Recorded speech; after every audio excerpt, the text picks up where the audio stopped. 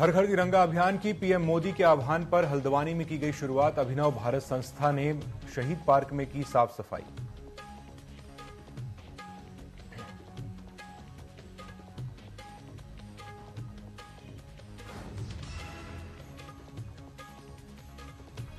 मल्लिकार्जुन खड़गे आज सभी राज्यों के प्रदेश अध्यक्षों के साथ करेंगे बैठक। राष्ट्रीय महासचिवों के साथ प्रभारियों को भी बैठक में पहुंचने का आग्रह।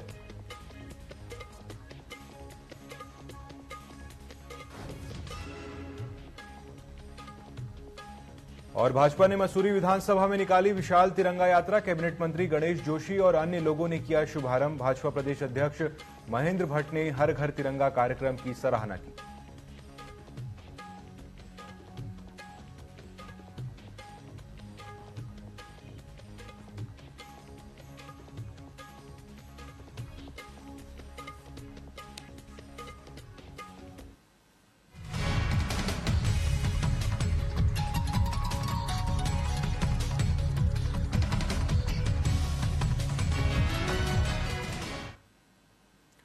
नमस्कार, उत्तराखंड विशेष न्यूज अपडेट में आपका स्वागत है। मैं हूं अंकुर शुक्ल और चलिए अब देखते हैं खबरें विस्तार से।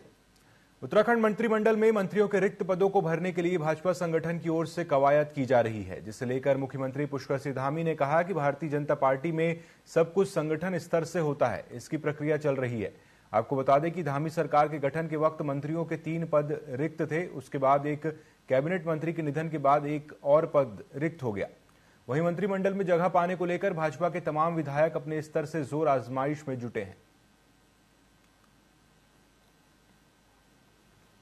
नहीं, उस दिशा में काम चल रहा है और चूंकि संगठन की एक प्रक्रिया के तहत सब काम हमारे यहाँ होते हैं, वो काम आगे बढ़ रहा है। नहीं, उस दिशा।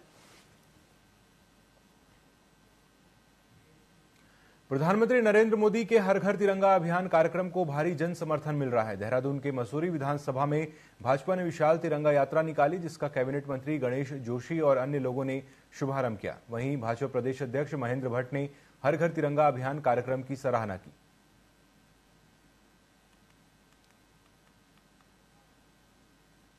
तिरंगा यात्रा अभियान के रूप में आज पूरे देश में मनाई जा रही है। प्रधानमंत्री का आह्वान है कि हर घर तिरंगा, हर व्यक्ति, भारतवर्ष का एक एक नागरिक अपने घर के अंदर से ऊपर 15 तारीख तक प्रत्येक घर में तिरंगा लगे। इस आह्वान के साथ हम हर तिरंगा यात्रा युवा मोर्चा द्वारा प्रारंभ किया। तिरंगा हमें एक सूत्र में बंधने की प्रेरणा भी देता है और जिस प्रकार से उत्साह दिखाई दे रहा है, जहां भारतीय जनता पार्टी के कार्यकर्ता इसमें प्रतिभाग कर रहे हैं, आम जनमानस भी इसमें अपना सहयोग दे रहा है और ये भविष्य भारत के लिए एक बहुत बड़ा संकेत है। आज यानी 13 अगस्त को कांग्रेस के राष्ट्रीय अध्यक्ष मल्लिकार्जुन खड़गे सभी राज्यों के प्रदेश अध्यक्षों के साथ बैठक करेंगे, जो सुबह 10:30 बजे से शुरू होगी। इसे लेकर राष्ट्रीय महासचिवों के साथ साथ प्रभारियों को भी बैठक में पहुंचने को कहा गया है। वहीं कांग्रेस नेताओं का कहना है कि कांग्रेस आगे की रणनीति बनाने के लिए बैठक कर रही है। कांग्रेस प्रवक्ता शीशपाल सिंह बिष्ट का कहना है कि प्रदेश प्रभारी कुमारी शैलजा ने सारी सीनियर लीडरशिप को 8 तारीख को दिल्ली बुलाया था, जिसमें उन्होंने आगामी रणनीतियों के बारे में बात की है।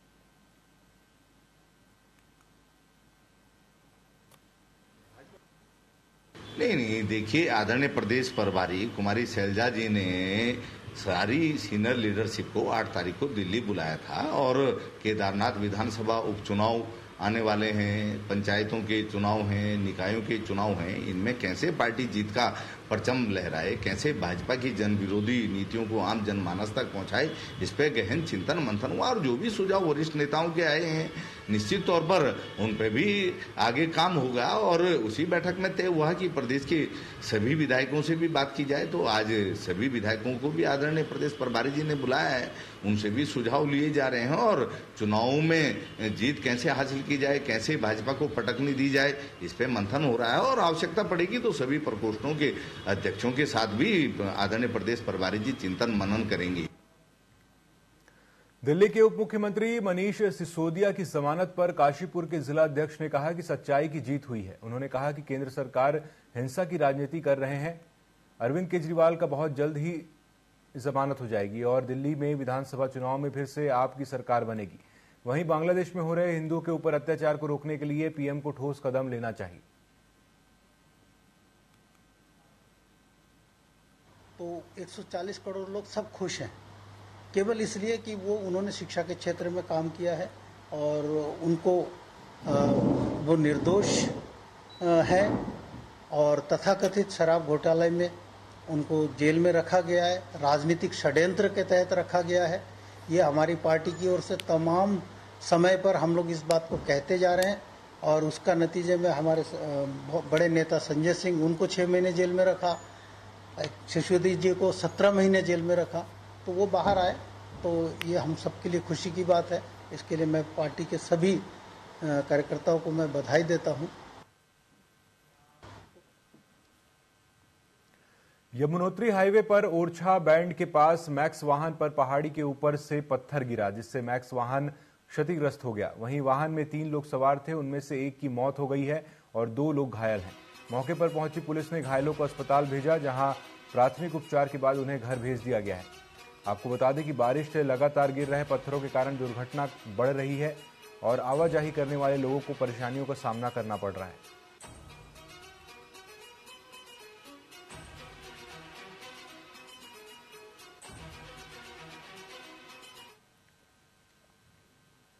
हरिद्वार में सावन के चौथे सोमवार पर शिव मंदिर में भक्तों की भीड़ लगी हुई है। शिव भक्त जलाभिषेक कर महादेव की आराधना में लीन है।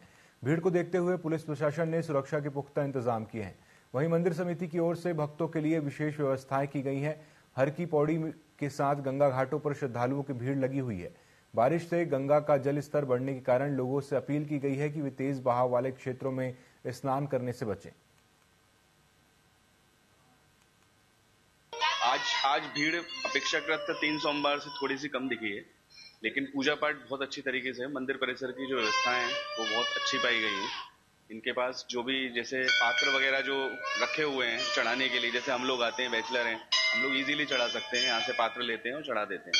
तो बहुत अच्छी व्यवस्था है और हर हर महादेव। मैं यही संदेश दूंगा, बहुत स्वच्छता से पूजा पाठ करें और अपने मन से भोले बाबा को पूजें, ना कि उनके ऊपर जबरदस्ती बेलपत्र ये वो सारा सामान ला देना। पूजा पाठ अपने मन से करें और स्वच्छता से रखें प्लीज। और जहाँ पे भी दिया जला रहे हैं, दिया जला के स्टैंड पे जरूर रखें। सोमवार को मंदिर समिति के द्वारा बाहर बेलपत्र, पुष्पपत्र और अर्घ के पत्ते प्रोवाइड कराए जाते हैं, ताकि समाज पब्लिक को घर से लाने में, तोड़ने में दिक्कत ना आए, पेड़ों पर ना तोड़े। और मंदिर में जल चढ़ाने के लिए भी तांबे के बर्तन प्रोवाइड किए गए हैं। जो लोग घर से नहीं ला पाते हैं उनको मंदिर में ही ये व्यवस्था मिल जाती है। चमोली में 1 साल बीतने के बावजूद करंट हादसे से पीड़ित परिवारों को न्याय नहीं मिला। सिस्टम की लापरवाही से 16 लोगों की मौत हो गई थी, जिसके बाद प्रशासन ने हर संभव मदद का आश्वासन दिया था, लेकिन अभी तक पीड़ित परिवार अपने अधिकारों के लिए दर दर भटक रहे हैं। इस दौरान परिजन बच्चों के पालन पोषण के लिए शासन प्रशासन से मांग करते हैं। उनकी मांग है कि मृतक परिवारों में किसी एक की नौकरी की व्यवस्था की जाए। चमोली जो परियोजना नमामि गंगे परियोजना के उसमें जो करंट हादसे में हमारे जो क्षेत्र के वहाँ पे जो स्थानीय लोग थे जो हताहत हुए हैं, हम तो शुरुआत दिनों से ही उसी दिन से हम तो मांग कर रही है, जो मृतक उस करंट हादसे में जो मृतक हुए हैं उनके परिजनों को कम से कम 20 लाख उनको मुआवजा मिलना चाहिए। और जिन्होंने अपने जो कमाने वाला एक व्यक्ति जिस परिवार में था, अब कई ऐसे परिवार हैं जिनके परिवार में 7-7 जन जिनके सामने आजीविका की बड़ी इस समय दिक्कत हो गई है, तो हम तो उसी दिन से कह रहे हैं कि एक जो मृतक है उनके परिवारजन को रोजगार मिलना चाहिए। लोहाघाट की जीआईसी के पास सड़क के गहरे गड्ढों ने चलने वाले वाहनों और राहगीरों की मुश्किलें बढ़ा दी हैं। सड़क पर कीचड़ भरे गड्ढों के कारण कई वाहन फंस रहे हैं और राहगीरों को भी परेशानियों का सामना करना पड़ रहा है। कांग्रेस प्रवक्ता शैलेंद्र राय ने इसे पीडब्ल्यूडी लोहाघाट की लापरवाही बताते हुए जल्द सुधार की मांग की है। उन्होंने प्रशासन से अविलंब कार्रवाई की अपील की है। रोड में बहुत यातायात रहता है और शहर के बहुत ही करीबी है। रोज सुबह जो घूमने के लिए उधर बच्चे जाते हैं वहाँ पे परेशानी है, और जो बड़े वाहन वहाँ पर आ रहे हैं एकदम फंस जाते हैं। न तो वो लोडेड गाड़ी वहाँ पर आने में परेशानी है। जैसे हमें अभी संज्ञान में आया कि वहाँ पे एक एम्बुलेंस बच चुकी थी और विभाग के द्वारा ऐसी कोई लापरवाही नहीं करनी चाहिए, क्योंकि एक कलवर्ट कब का मतलब उनका बन चुका है तो उसको दूसरे कार्य के लिए पूरा करना चाहिए। और नहीं वहाँ पर कोई उन्होंने निर्देश दिया है कि यहाँ पे एक कलवर्ट का निर्माण कार्य चल रहा है और बहुत भारी गड्ढा एक ओर के हो चुका है, वहाँ पर कोई भी दुर्घटना वहाँ पर घट सकती है। और हमारा ये रिक्वेस्ट है कि पीरोडी के लोगों ने इसको संज्ञान में लेना चाहिए, वहीं पे कुछ न कुछ वहाँ पर उन्होंने व्यवस्था करनी चाहिए, क्योंकि शहर का व्यस्तम यातायात वहाँ से चलता जाता है। स्कूली बच्चे वहाँ पे जाते हैं, वहाँ से तमाम पंचेश्वर, कुल्ला और मडलक, दिगाली चौक के लिए आम रास्ता है। छोटी जीवों का पार कर पाना वहाँ पर मुश्किल हो रहा है और जो ट्रक स्वामी हैं और जो जीप संचालक हैं उन लोगों को वहाँ पर बहुत नुकसान हो रहा है, एक रिस्क ले रहे हैं वहाँ पर। उत्तराखंड के मुख्यमंत्री पुष्कर सिंह धामी ने बांग्लादेश में हो रही हिंसा पर दुख जताया है। साथ ही विपक्ष के चुप्पी साधने पर हमला बोलते हुए कहा कि लगभग हर मुद्दे पर विपक्ष के नेता बयान जारी कर सरकार पर हमलावर होते हैं, लेकिन इस समय बांग्लादेश में जो स्थिति है उसको लेकर कोई बयान जारी नहीं कर रहे हैं। मुख्यमंत्री ने कहा कि बांग्लादेश में हिंदुओं के साथ तमाम तरह का अत्याचार हो रहा है, उनके साथ अमानवीय घटनाएं हो रही हैं, लेकिन विपक्ष इस पर चुप्पी साधे हुए है। आ रहे हैं जिस प्रकार के समाचार आ रहे हैं, बहुत सारे, चूंकि एक प्रश्न मेरे मन में बार बार खड़ा हो रहा था कि देश के अंदर या विदेशों में कोई भी घटना होती है तो कभी कोई कैंडल मार्च निकालते हैं हमारे प्रतिपक्ष के नेता, कभी जो है उनके लिए बयान जारी करते हैं, दुख प्रकट करते हैं, शोक प्रकट करते हैं, समर्थन देते हैं, कभी विरोध करते हैं, लेकिन इतना बड़ा हिंदुओं के साथ बांग्लादेश के अंदर अत्याचार हो रहा है, उनके साथ तमाम प्रकार का अमानवीय व्यवहार वहां पर हो रहा है, सड़कों पर वो आ रहे हैं, उनको घरों को छोड़ना पड़ रहा है, एक त्रासदी का सामना करना पड़ रहा है, लेकिन प्रतिपक्ष के एक नेता ने भी अभी तक न कोई बयान जारी किया, न ही कोई जो कैंडल मार्च निकालने वाली टोली है वो टोली भी गायब है। रुड़की के मंगलौर कोतवाली क्षेत्र में सीवर के गड्ढे में गिरने से 2 लोगों की मौत हो गई और एक व्यक्ति गंभीर रूप से घायल हो गया। वहीं मौके पर पहुंची पुलिस ने मामले की जांच कर शव को कब्जे में लेकर पोस्टमार्टम के लिए भेजा और घायलों को इलाज के लिए जिला अस्पताल पहुंचाया गया। फिलहाल जांच जारी है। मंगलौर कोतवाली क्षेत्रांतर्गत जैनपुर झंझड़ी ग्राम में एक निर्माणाधीन भवन में एक गड्ढे में, जिसमें सीवर का गड्ढा बना हुआ था पूर्व से, उसमें गिरने से दुर्घटनावश 2 व्यक्तियों की मृत्यु हो गई है और एक व्यक्ति सीरियस है, जिसको उपचार के लिए अस्पताल रवाना किया गया है। इस घटना में तत्काल एक हमारे हेड कांस्टेबल सूरवीर के द्वारा भी कार्रवाई की गई और उन लोगों को बचाने में महत्वपूर्ण भूमिका निभाई गई। उसको भी उपचार के लिए भेजा गया था, लेकिन अब वो स्वास्थ्य। अल्मोड़ा वन विभाग के अंतर्गत मोहान क्षेत्र में हाथी ने उत्पात मचाया, जहां हाथी के हमले से शौचालय के दरवाजों के साथ ही दीवारें भी टूट गई। इस दौरान वन क्षेत्राधिकारी ने डीएफओ को स्वागत गेट के आसपास सोलर फेंसिंग को लेकर निर्देश दिए और उन्होंने कहा कि मोहान के आसपास हमारे सभी वन कर्मियों द्वारा गश्त की जा रही है।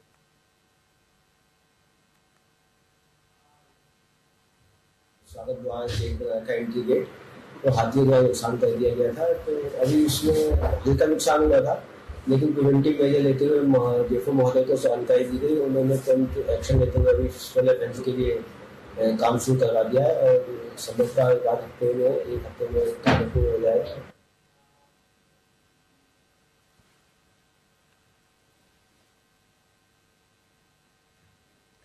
रुड़की पुलिस ने आर्मी एरिया के पास घूम रहे एक बांग्लादेशी नागरिक को गिरफ्तार किया है, जिसे लेकर बताया जा रहा है कि आरोपी अवैध रूप से भारत में रह रहा था और 3 महीने पहले बॉर्डर पार कर देश में घुसा था। इसे लेकर एसपी स्वपन किशोर सिंह ने बताया कि बिग आर्मी एरिया के आसपास एक संदिग्ध व्यक्ति होने की सूचना मिली, जिसकी भाषा बोली से वो भारतीय नहीं लगा, जिस पर कार्रवाई करते हुए पुलिस ने उसे रोककर पूछताछ की और हिरासत में लिया। रुड़की कोतवाली क्षेत्र अंतर्गत बीजी आर्मी एरिया के पास एक संदिग्ध व्यक्ति के दिखने की सूचना मिली, जिस सूचना पर उसे हिरासत में लेकर उससे पूछताछ करने की कोशिश की गई तो वो केवल बांग्ला भाषा भाषी था और बांग्लादेश का होना बता रहा था।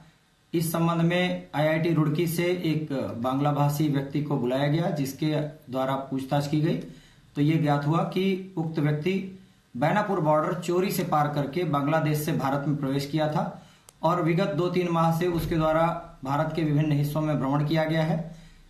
अब वो कलियर में उर्स मेला होने की जानकारी प्राप्त कर यहाँ आया था और रुड़की में आर्मी एरिया के आसपास कहीं रहने के लिए ठिकाना ढूंढ रहा था।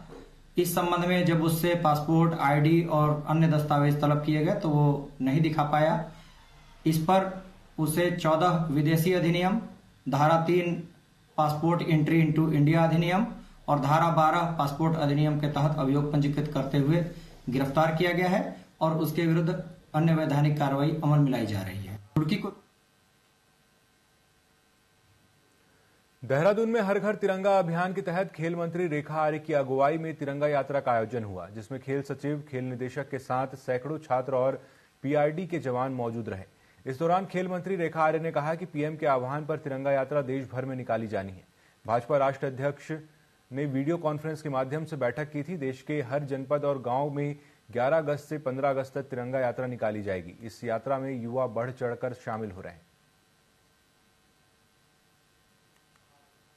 प्रधानमंत्री जी के आह्वान पर पूरे देश भर में यह यात्रा निकाले जा रही है और निश्चित रूप से हमारे राष्ट्रीय अध्यक्ष जेपी नड्डा जी ने भी इसके लेकर एक बैठक बीच में आहूत की थी और जिसे 11 तारीख से 15 तारीख तक हर जनपद में, हर गली मोहल्ले में जो है यात्रा निकलनी है। निश्चित रूप से यात्रा युवाओं के द्वारा, निश्चित रूप से यात्रा महिलाओं के द्वारा, निश्चित रूप से यात्रा बुजुर्गों के द्वारा, जिसकी भी भावना तिरंगा के प्रति है वो निश्चित रूप से इस यात्रा में शामिल हो रहा है। और शामिल होने के साथ मैं समझती हूँ कि अपने घरों में ध्वज को रखते हुए, सबसे उच्च स्थान पर रखते हुए अपने देशभक्ति भाव को अभिव्यक्त कर रहा है। तो कुल मिला के ये देश की आजादी के प्रतीक के रूप में हमारा तिरंगा झंडा है, उसके समर्पण और उसका उत्सव और उत्साह के रूप में मनाया।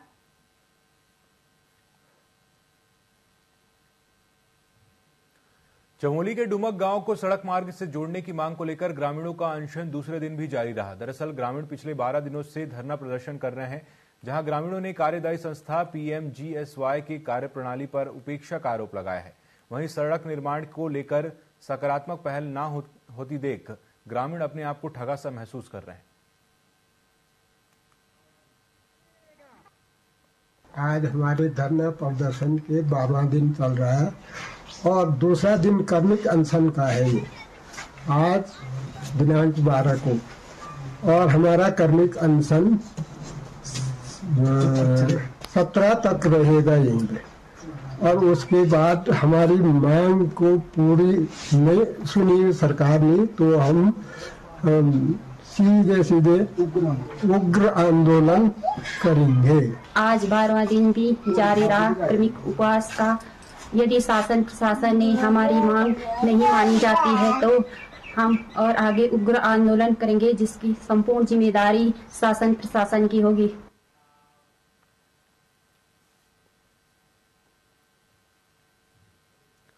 रुद्रपुर कोतवाली क्षेत्र की आदर्श कॉलोनी से किशोरी की लापता होने के मामले पर अभी तक कोई सुनवाई नहीं हुई है, जिससे परिवार वालों ने कलेक्ट्रेट के गेट पर धरने पर बैठे और बच्चे की बरामदगी की मांग की। वहीं परिवार वालों ने पुलिस पर लापरवाही का आरोप लगाते हुए पूरे मामले में सीबीआई जांच की भी मांग की है। साथ ही उन्होंने कहा कि आज 1 दिवसीय धरना कर डीएम को ज्ञापन दिया जाएगा। हमेशा प्रशासन ने कहा कि हम टीम बना रहे हैं। टीम का उन्होंने नाम भी दिया, लेकिन एक्चुअली एक जीरो से काम स्टार्ट होता है ना। जीरो से काम स्टार्ट करने के लिए टीम को पहले घर पर तो आना पड़ेगा। टीम अब तक कोई घर पर नहीं आई। बच्चा घर से गायब हुआ है तो उसको टीम को घर पर आना चाहिए, जीरो से काम स्टार्ट करना चाहिए। टीम कहाँ है? जब जीरो से काम स्टार्ट होगा, घर पर आएगी, वहां से काम स्टार्ट होगा, तभी तो काम आगे बढ़ेगा। लेकिन ऐसा कुछ नहीं हुआ। सिर्फ पेपर वर्क में टीम बनी है मेरे ख्याल से, और अब तक कोई काम नहीं हुआ है। हमेशा प्रशासन ने कहा कि हम टीम बना रहे हैं। टीम का उन्होंने नाम भी दिया, लेकिन एक्चुअली एक जीरो से काम स्टार्ट होता है ना। जीरो से काम स्टार्ट करने के लिए टीम को पहले घर पर तो आना पड़ेगा। टीम अब तक कोई घर पर नहीं आई। बच्चा घर से गायब हुआ है तो उसको टीम को घर पर आना चाहिए, जीरो से काम स्टार्ट करना चाहिए। टीम कहाँ है? जब जीरो से काम स्टार्ट होगा, घर पर आएगी, वहां से काम स्टार्ट होगा, तभी तो काम आगे बढ़ेगा। लेकिन ऐसा कुछ नहीं हुआ। सिर्फ पेपर वर्क में टीम बनी है मेरे ख्याल से, और अब तक कोई काम नहीं हुआ है। हमेशा प्रशासन ने कहा कि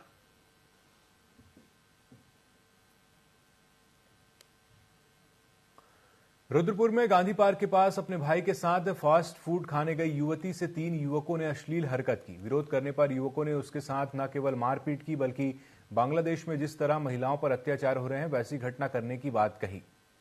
मामला बढ़ता देख स्थानीय लोगों ने बीच बचाव किया और एक आरोपी को पकड़कर पुलिस को सौंप दिया है। पकड़ा गया युवक विशेष समुदाय का है। पुलिस ने पूरे मामले में मुकदमा दर्ज करते हुए जांच शुरू कर दी है। ये बेसिकली एक प्रकरण प्रकाश में आया था कल रात का, जिसमें सुसंगत धाराओं में अभियोग पंजीकृत कर लिया गया है और इसमें एक अभियुक्त की गिरफ्तारी भी की गई है, को माननीय न्यायालय के समक्ष प्रस्तुत किया जा रहा है। इसमें 2 अभियुक्तों के और नाम आए हैं प्रकाश में, जिनकी तलाश की जा रही है और जो भी इन्वेस्टिगेशन में फैक्ट्स आते हैं उसके हिसाब से इसमें अग्रिम कार्रवाई की जाएगी। ये बेसिकली